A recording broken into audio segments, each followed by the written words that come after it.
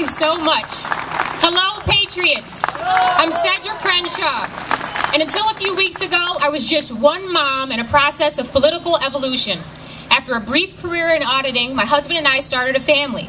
And thus began the trifecta of marriage, mortgage, and motherhood, which catapulted me into the conservative that I am today. But in the beginning, I was reactionary.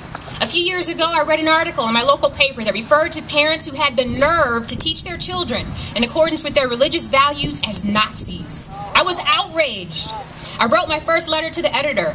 I responded to the first big push for amnesty with phone calls, faxes, and emails. I even visited Senator Durbin and then Senator Obama's offices, things I had never even contemplated before. I've written many letters to the editor since then, but I'm just one mom. Later, I went from reaction to proaction when I joined with a local group of citizens in Bolingbrook to address the academic achievement gap in public schools. We organized some community forums to come up with solutions, and one of those solutions was to attend school board meetings. I decided to regularly attend, but I was just one mom. I went from proaction to persuasion when not only did I attend those school board meetings consecutively every 2 weeks for the past year and a half, except for one when I was out of town, but I actively participated, raising questions and concerns, and reported on those meetings in a way my local paper never did. I'm happy to say there have been some positive improvements as a result, but I'm just one mom. I stepped from persuasion to political engagement when I ran for precinct committeeman this past February. I wanted to carry the message of conservatism to my neighbors and help influence my local party based on my principles and values. But I'm just one mom. I'm one mom who waited for someone to step forward and challenge incumbent State Senator Arthur Wilhelmi and force him to defend his record, which has helped to decimate this state. But no one came forward, and I'm not waiting any longer. It's time to go on offense. Today I'm one mom who has taken on the machine of Chicago patronage politics represented by Senator Arthur Wilhelmi. Who thinks Illinois is running well? Senator Wilhelmi does. He voted to raise his own pay up to 3 times in the past 4 years, an 18% total increase. Who else here gets a pay increase when you help bankrupt your company? Who thinks a $13 billion budget deficit should be rewarded with higher taxes? Senator Wilhelmi does. He voted for the largest state income tax increase in history, 66% in the middle of a recession, while many of you in the private sector were losing your jobs. Who thinks we should raise sales taxes to fund the state's operating budget?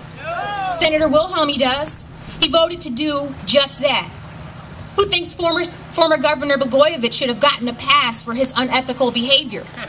Senator Wilhelmi does.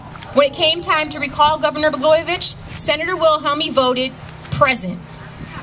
Who thinks kids should be trapped in failing public schools? Senator Wilhelmi does.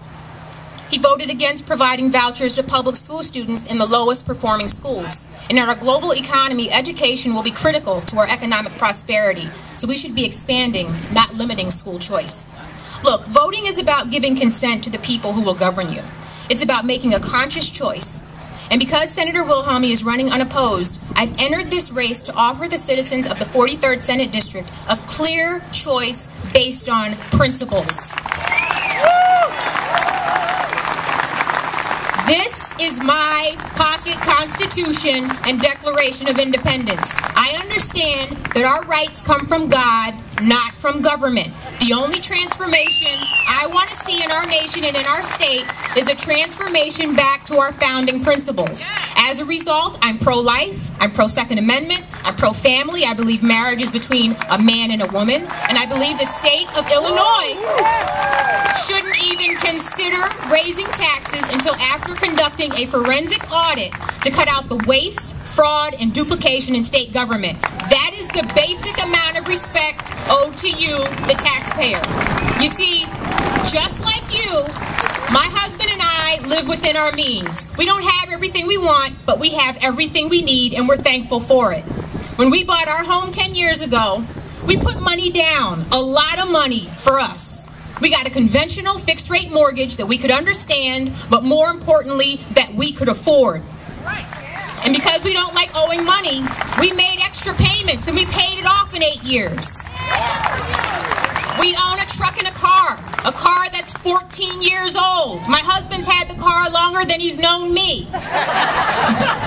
We use credit cards wisely, paying them off every month, and we've never paid a dime in interest. Over the years, we've made thousands of dollars in cashback bonuses because we pay our bills on time and in full.